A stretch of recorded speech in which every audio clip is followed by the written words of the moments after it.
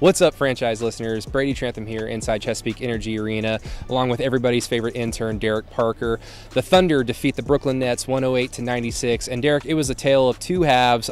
Bad first half shooting-wise for everybody not named Russell Westbrook for the Thunder, but a second half where the Thunder outscored the Nets 66-44. Just a brilliant performance by both Russell Westbrook and Paul George. Instead of hearing from me and Brady, let's take you to the locker room where we hear from Deontay Burton, Nerlens Noel, Paul George, and Russell Westbrook. Paul, particularly in that second half, you were really active in the middle of their zone defense. I'm just curious between that and some of the other cutting that you guys were able to do. How were you able to kind of bust them out of that? I mean, that's just how you attack a zone. You try to get to the middle of it, try to get to the paint. We was able to do that, but it's something that you don't see often. So, we caught us off guard for a second, but we figured it out. Did you feel like that sequence at the end of the first half, I think you had 4 points in 6 seconds, was that meaningful, impactful in any way? Yeah, absolutely. I think it kind of jump-started us, gave us that momentum going into the second half. And as you saw, I mean, we opened up the third quarter and really took the game away, took the game over at that point. You mentioned that beginning of the third quarter, and then again in the fourth, Russ has these strings of 3 assists in a row.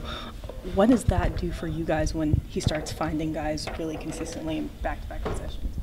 I mean, that's just what Russ do. Russ is a playmaker. Russ creates opportunities, and he just makes the game easy for everybody else around him. So I think that's just Russ being in his element. You seem to be your offense is.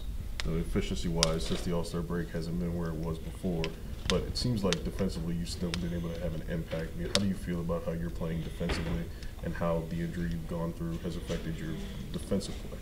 I mean, I've had an injury to my shoulder. It is what it is. But that's not going to stop me from trying to help the team win and doing whatever I can. My legs are perfectly fine. The shooting part, it is what it is. I'll get through it, and the trainers here get me through it. Everything else, I'm going to still be consistent on. When you first had the issue with your shoulder, it seemed like you were taping and icing the right shoulder, and then tonight it looked like you were icing and taping the left shoulder. Has something changed recently in regard to it?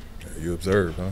We're all kind of good, Yeah, I took another hit this time on my left side, and it kind of messed things up a little bit. But if it ain't broke, I'm gonna be out there playing. It's nothing that's that serious. It's just, it's a bruising. So just being cautious. But it's nothing that I'm concerned about. The defense did seem pretty constant throughout the night tonight. Was there anything in particular you felt like you guys did at a high level against what they were trying to do? It's once we get the pick and roll defense down, that's what every team is going to throw at us. See how well we can scramble around, test our pick and roll defense.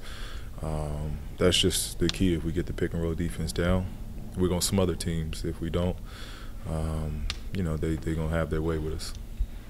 Nerlens, you guys have had so many comebacks like this where you're down by double digits and they're able to turn things around. How do you guys do it time and time again? Just pure resiliency. This group is built up with a lot of guys that have been in this situation before, and we trust each other. That's a big part about it. If we kick it, the next man in line, we'll be ready. Once they check in, or if you pass to the guy, you believe he's gonna knock down the shot confidently or shoot it confidently. So it's contagious. They threw a lot of different looks at you guys defensively. How did you guys specifically attack that in the second half? We just went out there and played aggressive. Just played smart, and did the little things that we needed to make a difference in the pick and roll.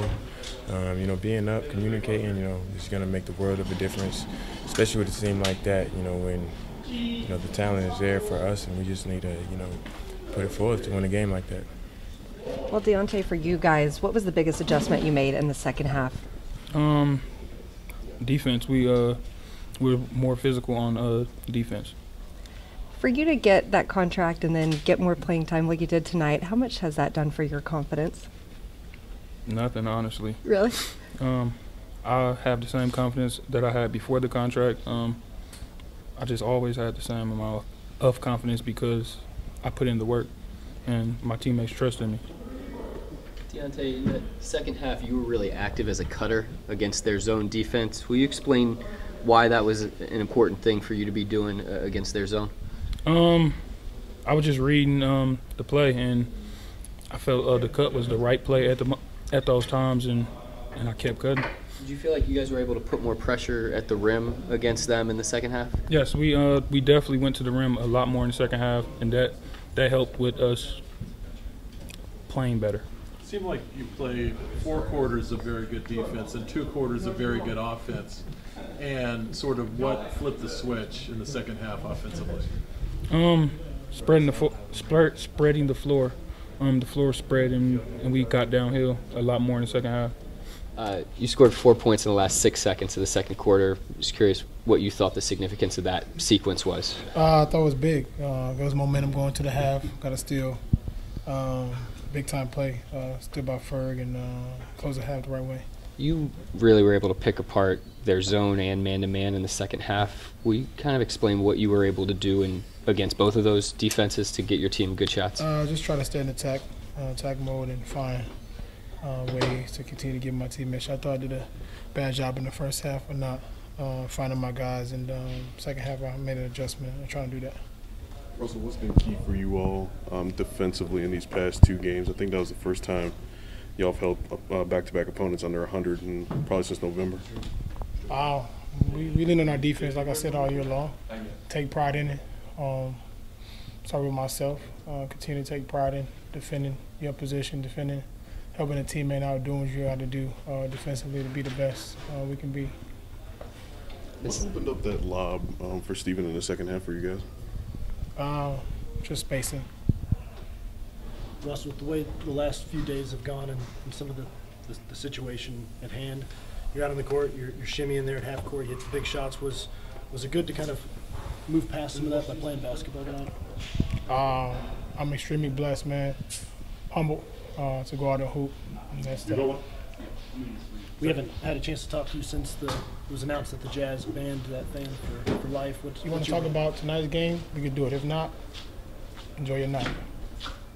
That's going to do it from Chesapeake Energy Arena. The Thunder have a quick turnaround going off to Indianapolis to face the Pacers for the first time this season at 6 o'clock local time for Indiana. They're going to be back here inside Chesapeake Energy Arena on Saturday to take on the Warriors, and we will see you guys there. Stay up to date with us on thefranchiseok.com, at FranchiseOK, and at Madison Morris on Twitter, and we will see you guys here on Saturday.